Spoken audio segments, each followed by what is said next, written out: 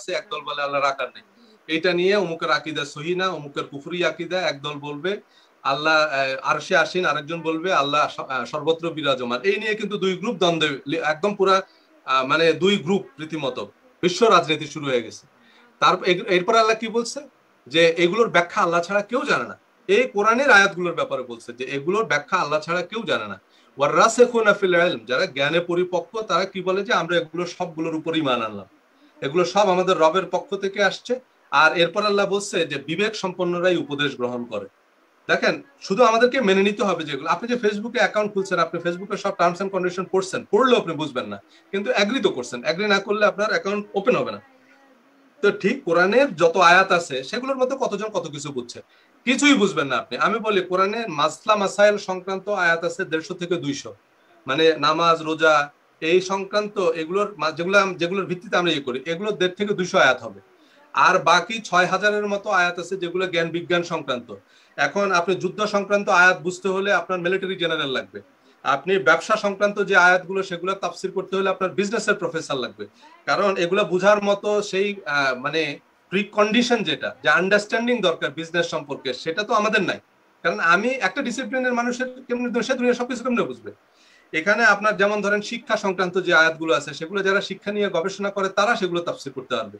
তো কোরআনে যে 6000 আয়াত আছে সেগুলো সব আমি বুঝবো না, কারণ আল্লাহ বলছে যেগুলো নিয়ে তোমার মাথা ঘামানোর দরকার নেই, তুমি যেটা যেটা বুঝবা সেটা তোমার জন্য। আর আরেকটা জিনিস হচ্ছে সেটা হচ্ছে আমি বুঝতে গিয়ে ভুল বুঝতে পারি, কিন্তু আমি ভুল বুঝে একটা ভুল আমল করলে পৃথিবীর আর্নিক গতি বার্ষিক গতি কোনো কিছুই ওলটপালট হয়ে যাবে না। এই জিনিসটা মাথায় রাখতে হবে। ধরেন আমি যদি 3 রাকাতের নামাজের জায়গায় 4 রাকাতও পড়ি, তাতে পৃথিবীর আর্নিক গতির বার্ষিক গতি বন্ধ হয়ে যাবে না। খেয়াল রাখেন, এই যে আমি শুরুতে ইহুদি খ্রিস্টানদের একটা আয়াত বলছি, আমি একটু শেষ করি সাগর ভাই। শুরুতেই একটা আয়াত বলছিলাম যে ইহুদি খ্রিস্টানরা রাতের বেলায় আল্লাহকে সেজদা করে, আল্লাহ সেই সেজদা সেগুলো কবুল করে, তাকে আল্লাহ মুত্তাকি বলছে, সৎকর্মশীল বলছে এবং জান্নাতের প্রতিশ্রুতি দিচ্ছে। এখন আল্লাহ যদি নামাজের একদম কনক্রিট একটা নিয়ম বেঁধে দিতেন যে নাসিরুদ্দিন আলবানির নিয়মে নামাজ না পড়লে, জোরে আমিন না বললে নামাজ হবে না, তাহলে এটা বাদ পড়তো। এই জন্য আল্লাহ কোনো নিয়ম বেঁধে দেননি।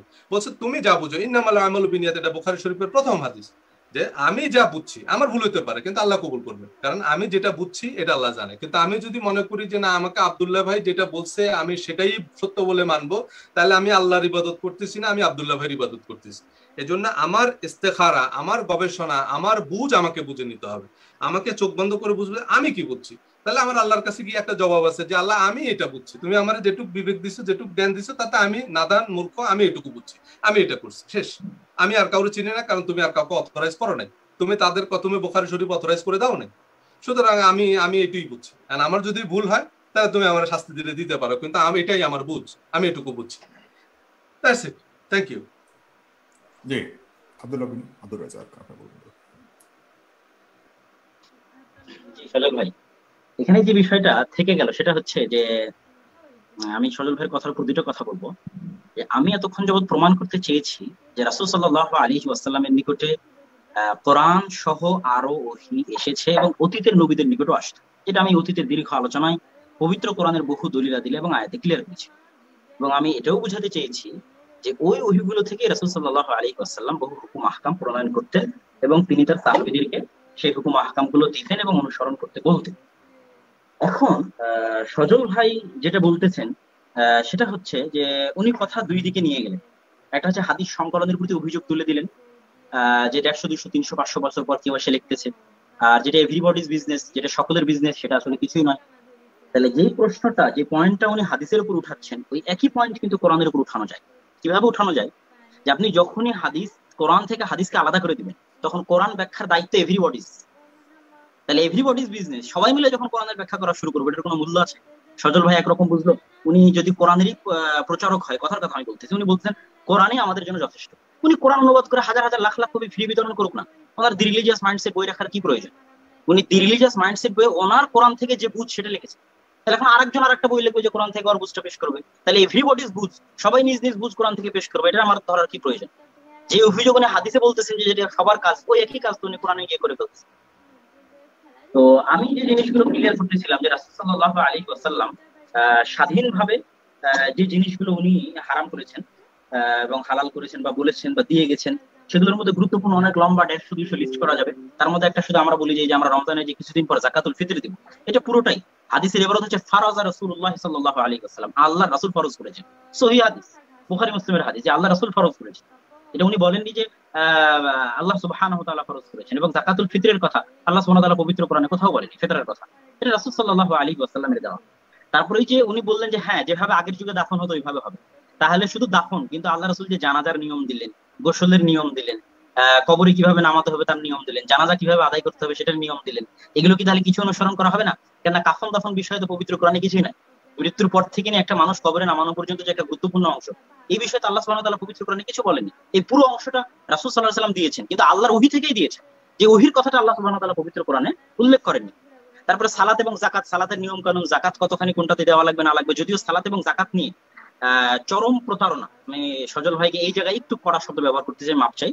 উনি ওনার দি রিলিজিয়াস মাইন্ডসেট বই চরম আকারের প্রতারণা এবং মিথ্যা প্রপাগান্ডা করেছেন সালাত এবং যাকাত নিয়ে। কোরআনের এক আয়াত কার আয়াতের সাথে মিলিয়ে এখান থেকে ওখান থেকে তুলে বহু লুকোচুরি উনি দি রিলিজিয়াস মাইন্ডসেট বই করেছেন সালাত এবং যাকাতে। যদি আমি সময় পাই এবং সাগর ভাই যদি পারমিশন দেয় এবং পয়েন্টে পয়েন্টে যদি আসে, তাহলে অবশ্যই আমি সালাত এবং যাকাত নিয়ে পয়েন্টেই বলেন, ভালো হয়। জি, যদি আসে তাহলে আমি ওই জিনিসটা ক্লিয়ার করার চেষ্টা করবো ইনশাআল্লাহ। এখন এখানে দুইটা জিনিস বাকি থাকে। একটা হচ্ছে যে উনি হাদিসের সংকলনের উপর অভিযোগ উঠিয়েছে। আর প্রথমত আমি যেটা বলছিলাম যে কোরআনের ব্যাখ্যা এটা এভরিবডি করতে পারবে না। যেমন সালাতের ব্যাখ্যা উনি করতে গেছেন সজল ভাই সালাতের ব্যাখ্যা করতে গিয়ে উনি বলেছেন সালাত শব্দের শাব্দিক অর্থ হচ্ছে একজন আরেকজনের এক ঘোড়া আরেক ঘোড়ার পিছে অনুসরণ করবে, এটা হচ্ছে সালাতের শাব্দিক অর্থ। এখন ওই শাব্দিক অর্থ থেকে উনি করলেন কি ডিভাইন কমান্ডমেন্ট, মানে সালাত মানে হচ্ছে আল্লাহ সুবহানাহু ওয়া তাআলার নির্দেশ বা আল্লাহর কিতাব, যেটা অনুসরণ করতে বলা হচ্ছে। তাহলে ওই শাব্দিক অর্থ থেকে উনি যে ডিভাইন কমান্ডমেন্ট নিয়ে আসলেন, এটা উনি কোথায় থেকে নিয়ে আসলেন? এখন সালাত শব্দের অর্থ পবিত্র কোরআনে আগুনের ক্ষেত্রে সালাত ব্যবহার করা হয়েছে, পবিত্র কোরআনে মসজিদের ক্ষেত্রে সালাত ব্যবহার করা হয়েছে। তাহলে সালাত যে এত অর্থে ব্যবহার করা হলো, উনি নিজেও এক জায়গায় গিয়ে স্বীকার করেছেন যে পবিত্র কোরআনে মোটামুটি 2-3টে জায়গায় উনি মিলাতে পারেননি ওনার অর্থ। তাহলে ওই 2-3টে জায়গায় উনি কার অর্থ ব্যবহার করবেন, কোন অর্থটা ব্যবহার করবেন? এবং সালাত, পবিত্র কোরআনের সালাত যে আমরা যে পদ্ধতিতে নির্দিষ্ট সালাত আদায় করতেছি, এটা অস্বীকার করতে গিয়ে উনি রুকু সিজদাকে অস্বীকার করেছেন। যে রুকু মানে হচ্ছে সিজদার কথা আল্লাহ সুবহানাহু ওয়া তাআলা নক্ষত্র রাজির সিজদার কথা বলেছে, সূর্য চন্দ্রের সিজদার কথা বলেছে। তো সূর্য চন্দ্র নক্ষত্র তো সিজদা করে না, মাথা নত করে না, মানে অনুগত থাকে। তাহলে সিজদা করা মানে আমার অনুগত থাকা।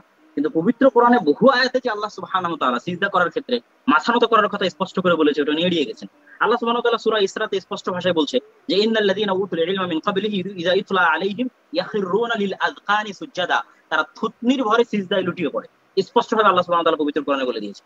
তারপর আল্লাহ সুবহানাহু ওয়া তাআলা আরেক আয়াতে বলছেন যে ফীহি মির রূহি ফাকউ লাহু সাজিদিন, যখন আদমের শরীরে আমি রূহ দিয়ে দিলাম, তখন আদম ফেরেশতারা সব ফাকউ লাহু সাজিদিন, আমি যখন নির্দেশ দিলাম সিজদা করার, তখন তারা সব মাথা নত করে সিজদায় লুটিয়ে পড়লো।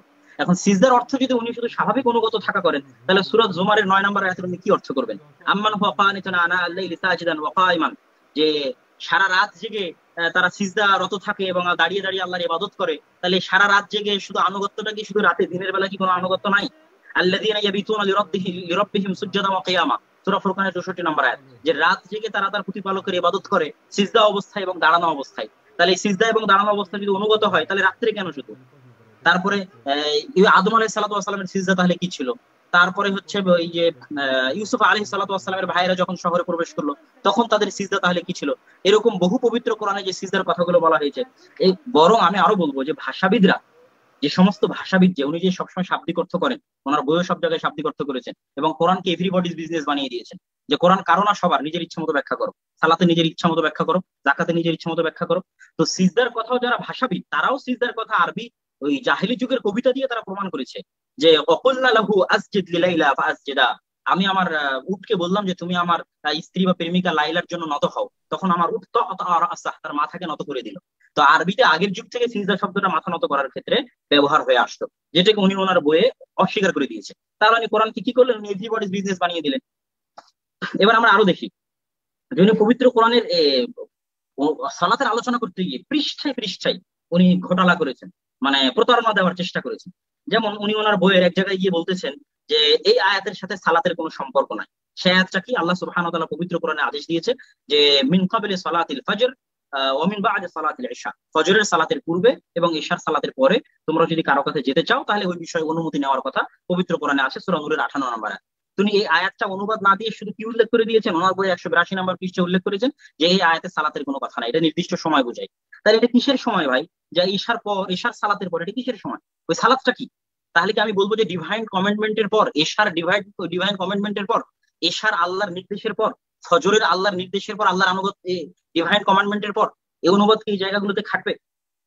এইভাবে উনি পবিত্র কোরআনের প্রত্যেকটা আয়াতকে সালাত রিলেটেড বিকৃত করেছে, তথা পবিত্র কোরআনকে উনি এভরিবডিজ বিজনেস বানিয়ে দিয়েছে। এবার আসেন, পবিত্র কোরআনের সালাত যে আমরা যে অর্থে সালাত বুঝি, উনি যে সালাত করেছে সে অর্থে যে নয়, তার দলিলগুলো আমি একে একে পেশ করি। সূরা আলে ইমরানের 38 এবং 39 নম্বর আয়াতে আল্লাহ সুবহানাহু ওয়া তাআলা বলতেছে যে জাকারিয়া যখন দোয়া করার জন্য দাঁড়িয়ে গেল, ফানাদাতহুল মালাইকাতু ওয়া হুয়া কায়িমুন ইউসাল্লি ফিল মিহরাব, তখন ফেরেশতারা তাকে ঘোষণা দিল, তাকে সুসন্তানের সংবাদ দিল, যখন তিনি দাঁড়িয়েছিলেন মেহরাবে সালাত অবস্থায়।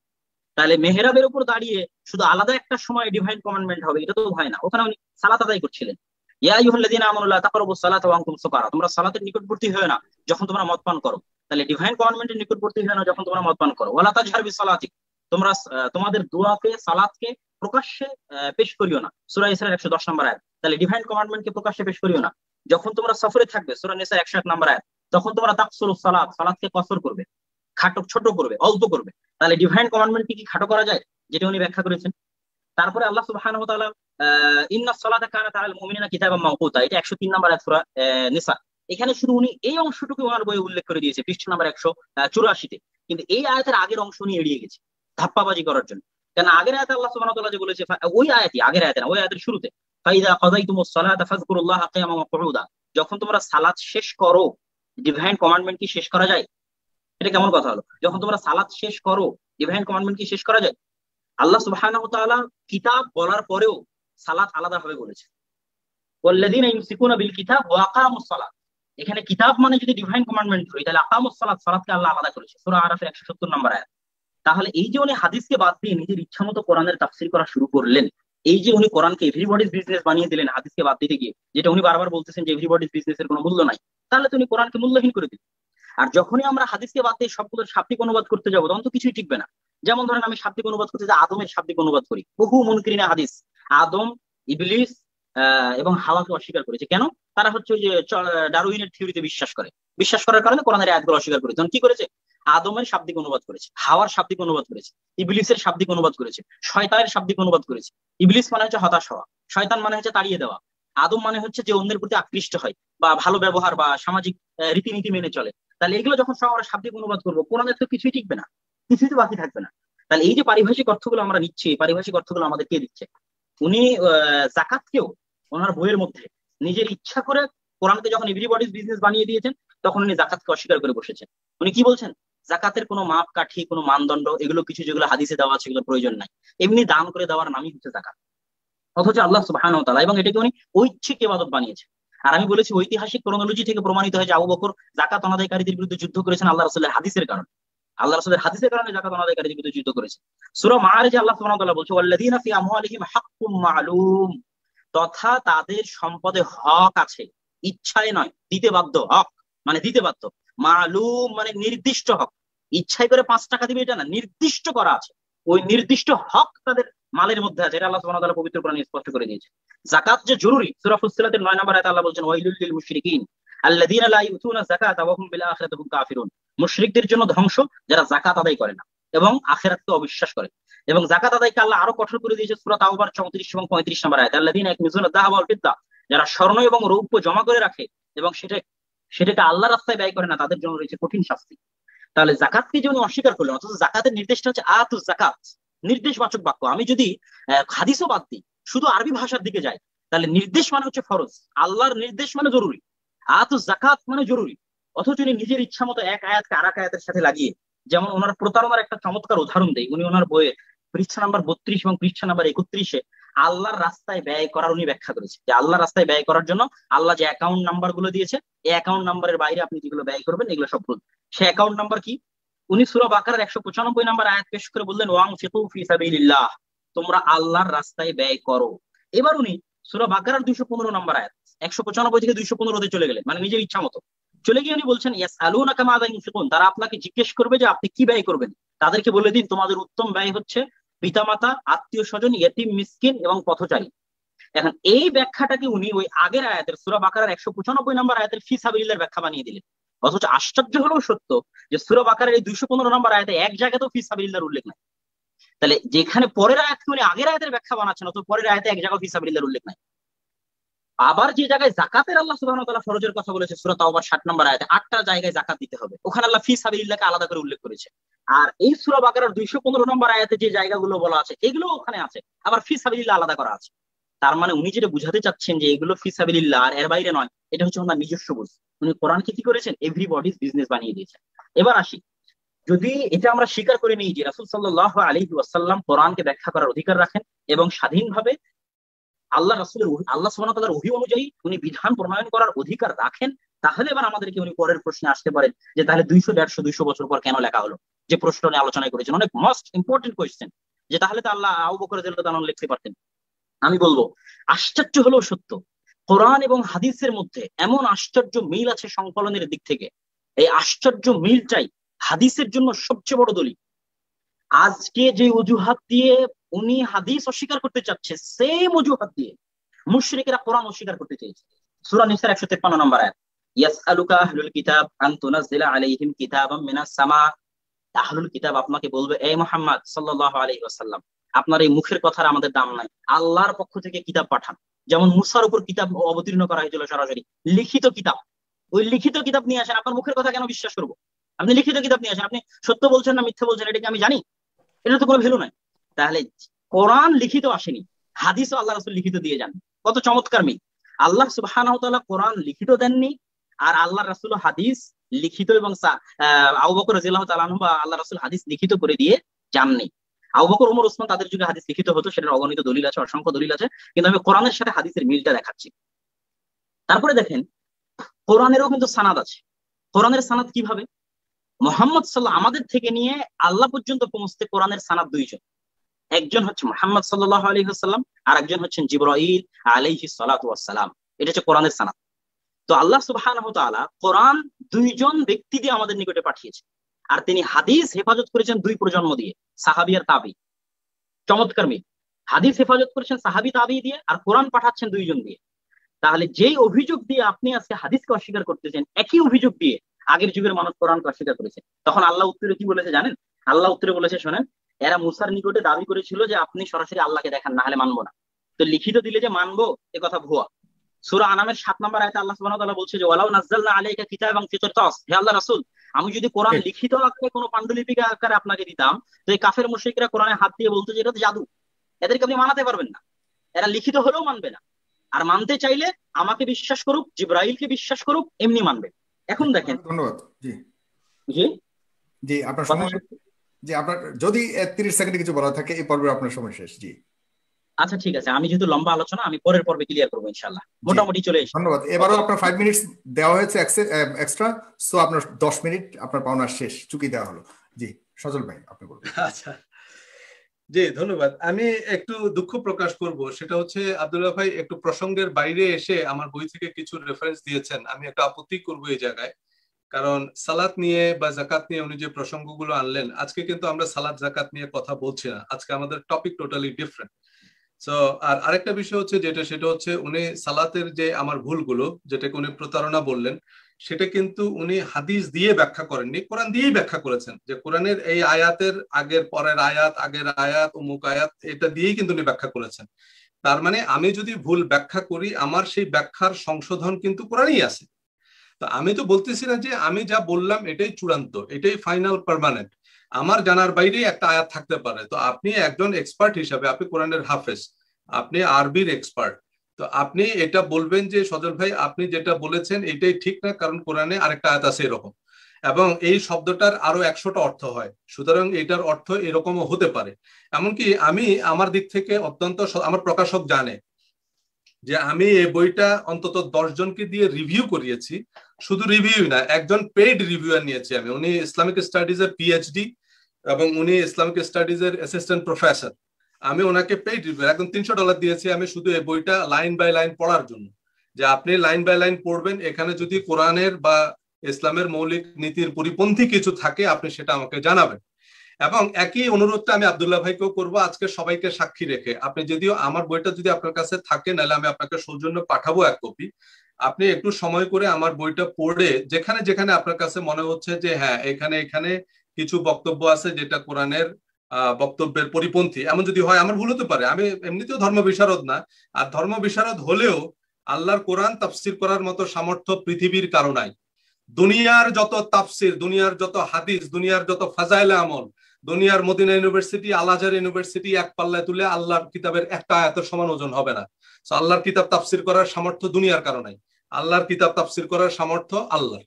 এজন্য যদি কোনো ভুল থাকে আপনি আমাকে লিখিত জানাবেন কোনোভাবে, আমি সেটা অ্যাটলিস্ট যদি কারেকশন থাকে, আমি যদি মনে করি এটা ভুল হয়েছে আমি কারেকশন করব পরবর্তী সংস্করণে, অথবা আমি এটা আপনার মতামত হিসাবে নোট আকারে উল্লেখ করে দেব যে শায়খ আব্দুর রাজ্জাক বিন ইউসুফ এই বক্তব্যের পরিপ্রেক্ষিতে এই মন্তব্যটা দিয়েছেন, এটা আমি ব্র্যাকেটে দিয়ে দেব। তাহলে লেখক অন্তত দুইটা বক্তব্যই পেল। তো যেটা বললাম যে আল্লাহর কিতাব বয়ান করার দায়িত্ব আল্লাহর, এটা আমার আপনার বা অমুকের কারণে, এভরিবডিজ বিজনেস, এটা আল্লাহর দায়িত্ব। এই জন্য আল্লাহ এটাকে বলছে বায়ান, হাজা বায়ানুল লিন্নাস, এটা হচ্ছে মানুষের জন্য বর্ণনা। সূরা আল ইমরানের 138 নম্বর আয়াত। কোরআনকে আল্লাহ যিকির বলেছেন, এবং কি বলেছেন সূরা কামারের 17, 22, 32, 40 একই কথা 4 বার বলেছেন, ওয়ালাকাদ ইয়াসসারনাল কুরআনা লিযিকর ফাহাল মিন মুদ্দাক্কির। আমি তো কোরআনকে সহজ করে দিয়েছি, কেন? উপদেশ গ্রহণের জন্য। অতএব কোন উপদেশ গ্রহণকারী আছে কি? এরপরে দেখেন কি বলছে, ইউবাইয়িনুল্লাহু লাকুম, বলতেছে আল্লাহ তোমাদের জন্য বয়ান করছেন, আল্লাহ ব্যাখ্যা করতেছেন। কেন? যাতে তোমরা পথভ্রষ্ট না হও, আনতাদিল্লু, যাতে তোমরা পথভ্রষ্ট না হও। কারণ তোমরা এক একজন মুফাসসিরের তাফসির পড়বা, তোমরা এক এক দলে দলে ভাগ হবা। কেউ এই তাফসির পড়ে এক দল হলো, কেউ আরেক তাফসির পড়ে আবার আরেক দল হলো। কোন তাফসিরকার, সব তাফসিরকারকের পক্ষ কি সবাই একমত হইতে পারেনি? কোনোদিনও পারে নাই। একটা মুফাসসিরে কোরআন আরেক মুফাসসিরের আকীদা নিয়ে প্রশ্ন তুলছে যে ওনার আকীদা সহিহ না, তাহলে আমি না হয় ভুল ব্যাখ্যা করলাম, উনি তো হাদিস দিয়ে ব্যাখ্যা করলো, তারপরেও তো ওনার ব্যাখ্যা নিচ্ছে না। এবং যারা এই আকীদা নিয়ে প্রশ্ন তুলছে ওনাকে হাদিসগুলো জানে না, জানে, দুজনই মুফাসসির, দুজনই হাদিস সব জানে, কিন্তু তারপরেও ওনাদের বক্তব্য এক হয় নাই, একজন আরেকজনের মুশরিক মনে করে। তারপরে আসেন, এজন্য এরপরে কি বলছে, কোরআনে ব্যাখ্যা আছে, ইন্নাল্লাযীনা ইয়াকতুমুনা মা আনজালনা মিনাল বায়্যিনাতি ওয়াল হুদা মিন বা'দি মা বায়্যানাহু লিন-নাসি ফিল কিতাব। বলতেছে কিতাবে আল্লাহ সুস্পষ্টভাবে সবকিছু বর্ণনা করার পর যারা গোপন করে সেসব সুস্পষ্ট বর্ণনা যা আমি নাজিল করেছি। আল্লাহ বলতেছে যে আমি কিতাবে সবকিছুর সুস্পষ্ট বর্ণনা দিয়েছি। তারপরেও কিছু লোক বলে যে আল্লাহর কিতাবে ব্যাখ্যা নাই, ব্যাখ্যা আমাদের কাছে আসেন, আসেন আমরা ব্যাখ্যা দিই। এরা হচ্ছে কারা? ওই যে বলেন না কাউন্টারে টিকিট নাই, আসেন আমাদের কাছে টিকিট আছে, ব্ল্যাক। তো এদের সম্পর্কে আল্লাহ কি বলছে শুনেন, উলাইকা ইয়ালানুহুমুল্লাহ ওয়া ইয়ালানুহুমুল লাঈনুন, এদের উপরে আল্লাহর লানত এবং এদেরকে ফেরেশতারাও লানত দেয়। যারা বলে যে আল্লাহর কিতাবে ব্যাখ্যা নেই, আল্লাহর কিতাবে ব্যাখ্যা আছে, আরেক জায়গায় আছে, আপনাকে সেই ব্যাখ্যা খুঁজে বের করতে হবে। আপনাকে বলতে হবে আমাকে যে সদর ভাই আপনার এই ব্যাখ্যা ঠিক হয় না, আরেক জায়গায় আরেকটা আয়াত আছে। সেভাবে আমাকে অনেকে ব্যাখ্যা দিয়েছে, আমি সেটা নিয়েছি, আমি স্টিল ওপেন। আপনি আমার কিতাব বইয়ের যদি বলেন যে ভুল, আমি ওই পৃষ্ঠা ছিঁড়ে ফেলে দিব, আমি দরকার আমার বই মার্কেট থেকে তুলে নিয়ে আসবো, কিন্তু আপনাকে আমাকে কোরআন দিয়ে বুঝিয়ে দিতে হবে। এরপরে 103 নম্বর আয়াতে আল ইমরানে কি বলছে, কাযালিকা ইউবাইয়িনুল্লাহু লাকুম আয়াতিহি লাআল্লাকুম তাহতাদুন। আল্লাহ বলতেছে এইভাবেই আল্লাহ তার আয়াত সমূহ বর্ণনা করেন, এভাবেই আল্লাহ তার আয়াত সমূহ ব্যাখ্যা করেন। কার জন্য? লাকুম, তোমাদের জন্য, তার আয়াত সমূহ, লাআল্লাকুম তাহতাদুন, যাতে তোমরা পথভ্রষ্ট হও, নাকি লাআল্লাকুম তাহতাদুন, যাতে তোমরা সুপথ প্রাপ্ত হও। তার মানে আল্লাহ সুপথ প্রাপ্ত হওয়ার মতো করে বর্ণনা করতেছেন। সূরা বাকারা 219 এবং 266 দুইটা আয়াতে একই কথা বলা আছে, কাযালিকা ইউবাইয়িনুল্লাহু লাকুম আয়াতি লাআল্লাকুম তাতাফাক্কারুন। বলছে যে এভাবেই আল্লাহ তার আয়াতসমূহ তোমাদের জন্য বর্ণনা করেন যাতে তোমরা চিন্তা করো, তাতাফাক্কারুন, যাতে তোমরা ফিকির করো। তার মানে এর মধ্যে চিন্তার একটা স্পেস আল্লাহ রাখছেন, যে তুমি একটা আয়াত পড়ে ধর দিও না যে এটার ব্যাখ্যা ওই সহিহ ইবনে খুজাইমার মধ্যে আছে, না, এখানে বসো, চুপ করে বসে চিন্তা করো আল্লাহ যে কথাটা বলছে কেন বলছে, নিশ্চয়ই এর মধ্যে কোনো একটা কারণ আছে। বা তুমি কোরআন পড়তে থাকো, আরেক জায়গায় গিয়ে তুমি এটার ব্যাখ্যা পাবা, আরেক জায়গায় গিয়ে তুমি আরেক হাফিজের কাছে যাও, ইমাম সাহেবের কাছে যাও, ওরে জিজ্ঞেস করো, এরে জিজ্ঞেস করো, তারপরে তুমি হাদিস খোঁজো। হ্যাঁ, হাদিস থেকেও আপনি রেফারেন্স নেবেন, আপনি ইতিহাস থেকে। আমি তো সে কথা অস্বীকার করতেছি না, আপনি কেন বারবার আমাকে বলতেছেন হাদিস অস্বীকারী? আমি এটা বুঝতেছি না। আমি এতবার করে ক্লিয়ার করার পর তাহলে লেটস সেটেল হিয়ার যে আমি হাদিস মানি না, তাহলে আপনি বলেন যে আপনি কোরআন মানেন না, যে কোরআন থেকে আপনি তাহলে রেফারেন্স দিতে পারবেন, আপনি তাহলে কোরআন অস্বীকার করতেছেন, আপনি তাহলে এটা এই প্রসঙ্গে আসেন। আপনি এই কথা কেন বারবার বলতেছেন? আমি বারবার এটা ক্লিয়ার করার পরও এটা আপনি এস্টাবলিশ করতে চাচ্ছেন কেন? আমি বলতে চাচ্ছি আমার বক্তব্য ভুল হতে পারে, কিন্তু সেটা আপনি ক্লিয়ার করবেন। আমি বলতে চাচ্ছি যে ইন্ডিপেন্ডেন্ট অথরিটি হিসেবে আমি হাদিস মানি না, তাহলে আপনি কি আমাকে বলবেন যে কোরআনের বিরুদ্ধে গেলেও সেই হাদিস, সেটা তো আপনি ক্লিয়ার করেননি, যে কোরআনে নাই এমন কোন বিধানকে আমরা হাদিসের ভিত্তিতে মানতে বাধ্য? শুধু অমুক অমুক তমুকে বলছে আল্লাহর কিতাবের পরিপন্থী, সেটাকে কি আমরা, কারণ আল্লাহর কিতাবে এই দণ্ডবিধি নাই, এই দণ্ডবিধি মোতাবেক আমরা একটা লোককে মৃত্যুদণ্ড দিতে পারবো? আল্লাহর কিতাবে যেখানে একজনকে মৃত্যুদণ্ড দেওয়া হয়েছে তাকে আমরা হাদিস দিয়ে রিলিজ দিয়ে দিতে পারবো? তো সেটা আপনি একটু ক্লিয়ার করলেন। আপনি শুধু বারবার বলতেছেন হাদিসকে অস্বীকার করলে নবীর কথা এগুলো তো হাদিস, নবীর কথা সেগুলো তো হাদিস, সেগুলো অস্বীকার করতেছে কে? কিন্তু আমি বলতেছি কোরআনের দণ্ড বদলে দেয়া। তাহলে এবার আসেন ওই যে দাফন কাফনের নিয়ম বললেন, দেখেন আল্লাহ কোরআনকে ফোরকান বলছে। ফোরকান মানে হচ্ছে standard, criteria for the universe, universal standard Quran. কোরআনকে আল্লাহ হাটহাজারী মাদ্রাসার জন্য নাজিল করছে নাকি? আপনি চলেন সাইবেরিয়ান তুন্দ্রা অঞ্চলে যদি যান, সেখানে 1 মাইল উঁচু বরফ পড়ে, 1 মাইল। এখন সেখানে আপনি একটা লোককে কবর দিবেন কিভাবে? ধরেন আপনি এই বরফটাকে কেটে সেখানে লাশটা দিয়ে আপনি বরফ চাপা দিয়ে দিলেন, এই ডেড বডি এটা কিন্তু পচবে না। সাগর ভাই মন্ট্রিয়ালে থাকেন, উনি জানেন। তো এখন সেখানে এই যে ডেড বডিটা যদি না পচে, তাহলে কি হবে? পরের বছর আবার বরফ কিছু গলবে, তখন আবার এই ডেড বডি বেরিয়ে আসবে। তো এটা কি কবর হলো নাকি? আপনি স্পেস স্টেশনে কিছু লোক থাকে, তারা দাঁত ব্রাশ করে সেই টুথপেস্ট গিলে ফেলে, কারণ জিরো গ্র্যাভিটি, সে কুলি করলে তার সারা গা হবে। তো সেখানে তারা কবর দিবেন কেমনে আপনি? সেখানে তার স্লিপিং ব্যাগের মধ্যে জিপার লাগা তারা মহাশূন্যে ভাসায় দিবেন, এটাই তোর কবর। তাহলে দেখেন এই যে নামাজের আগে আমি বলছি আজ থেকে ধরেন 100 বছর পরে মানুষ মঙ্গল গ্রহে থাকবে, তো এটা কিন্তু এখন ফিকশন, এটা প্রজেক্ট। তো মঙ্গল গ্রহে আপনি নামাজ পড়বেন কিভাবে? কেবলা কোন দিকে ঠিক করবেন কেমনে? কারণ পৃথিবীও ঘুরতেছে, মঙ্গলও ঘুরতেছে, তো আপনি কি ঘুরে ঘুরে নামাজ পড়বেন নাকি? তাহলে এজন্য আল্লাহ কোরআন নাজিল করছে ফ্যাক্টরি আনলক করে, যে এটা, কারণ এটা তো উনি পুরো, আমরা জানি না এই পৃথিবীর কোথায় কে কি অবস্থায় আছে, সেটা আল্লাহ জানে। তো আল্লাহ কার কথা বিবেচনা করে কিভাবে, এই জন্য ওই যে বললাম ইহুদি খ্রিস্টানের সেজদাগুলো কবুল করবে, এই জন্য আল্লাহ নামাজের কোনো স্ট্রাকচার কোরআনে দেয়নি, কারণ নাহলে তো বাদ পড়বে। যদি আল্লাহ বলে যে এইভাবে তুমি জোরে আমিন না বললে তোমার নামাজ হবে না, সে তো জোরে আমিন বলে না, সে তো আমার মতো নামাজই পড়ে না, সে সেজদা করে, কেমনে সেজদা করে আল্লাহ জানে। তাহলে দেখেন আল্লাহ সেগুলো কবুল করবে। এই জন্য বলছে আল্লাহ ফ্যাক্টরি আনলক করে কোরআন নাজিল করছে, আর আমরা এর প্রতি লাইনে লাইনে আলফা নিউমেরিক পাসওয়ার্ড বসাচ্ছি। এরপরে মদিনা ইউনিভার্সিটির হাদিসের ইঞ্জিনিয়ার ছাড়া আমরা একটা কদম দিতে পারি না। তাহলে এই যে দেখেন বড় বড় কোম্পানিগুলো কি করে, আইফোন, তারা এমআইটির ইঞ্জিনিয়ার হায়ার করে কেন? যাতে 2 বছরের একটা বাচ্চা ওই আইফোন ব্যবহার করতে পারে, এবং আমার বাচ্চারা কিন্তু আমার থেকে ভালো চালাতে পারে এই আইফোন।